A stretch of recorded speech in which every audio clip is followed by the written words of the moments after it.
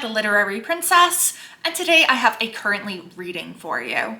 I am currently reading just 3 books. 2 of them are for nonfiction November, and one of them is a novel that I've been reading for a very long time.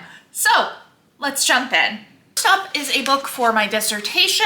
This is The Equivocal Virtue, Mrs. Oliphant and the Victorian Literary Marketplace by Venita and Robert A. Colby. So this is kind of a biography, but also critical study of some of Margaret Oliphant's works. It was written in the 60s, and boy, can you tell.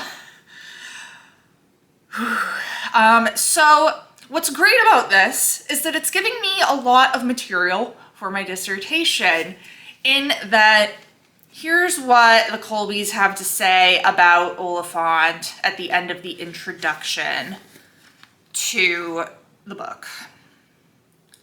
Mrs. Oliphant predicted that she would be forgotten by the next generation, and perhaps her eclipse is a Dantean justice for one who wrote too fast and too much. Yet another person saying my girl wrote too much. So I'm like, wow, great, I can use this. But I'm also like, you're making me so angry.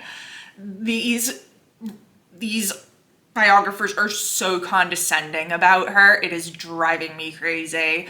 I am currently 74 pages in. So just at the start of chapter 3, we have gotten through her early years. I mean, what they had to say about her early books was just, I think, something about how there's no intrinsic merit of her early works, including the Ethelings, which I just read and really loved. So I was like, wow, screw you.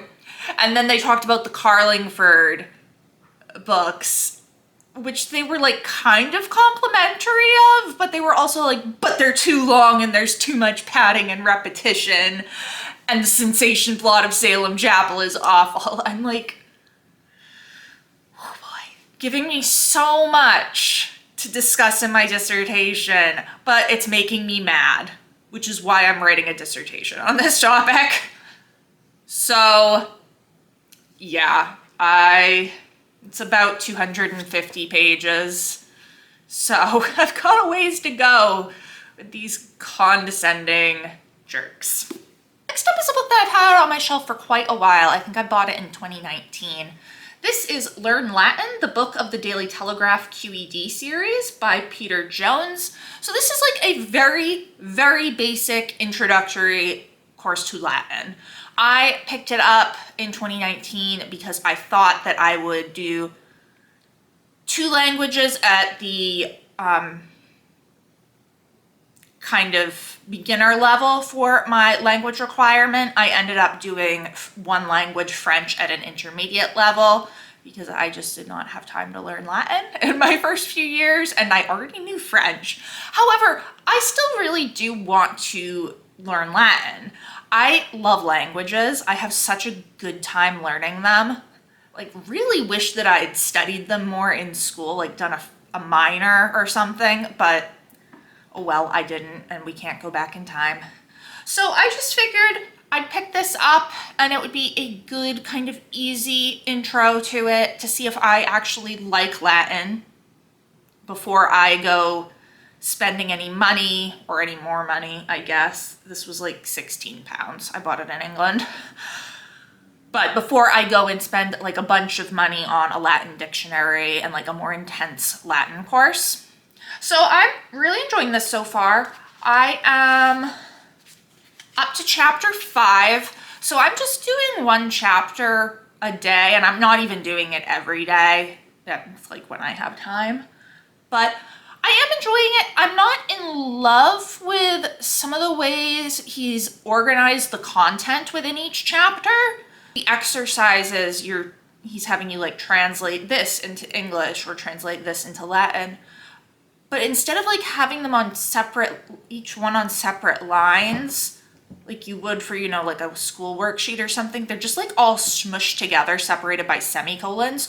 So I'm having a hard time and kind of missing some of them because I lose my place. But overall, I am liking it. I definitely want to continue with Latin. And And finally, we have the novel that I've been reading since September. This is Deathless by Catherine M. Valente. It is a retelling of the Russian fairy tale Koschei the Deathless. If everything shook, it's because my cat just jumped on the table, which he knows he is not supposed to be doing. So it is set in Russia immediately following the revolution. So we are seeing all of these changes. And I'm really enjoying it so far. I kind of don't know how to talk about it. I also have not really read it for like over a month because I took a break for Victober. So I am currently 158 pages, little less than halfway, and that's not much further than the last time I spoke to you about this book. I think I left off in the, not just the middle of a chapter, but like the middle of a paragraph. So I ended up finishing up that chapter recently, but I haven't read any more of it since. I am really loving this. I love Valente's writing. I love what she's doing with the fairy tales. I wish I knew more about Russian folklore because I think there's a lot that I'm missing, but I'm having a great time. So that is what I'm currently reading. Let me know down in the comments below. What are you reading? Are you participating in Nonfiction November? Have you read any of the books I've talked about? It has been great chatting with you. I will see you soon.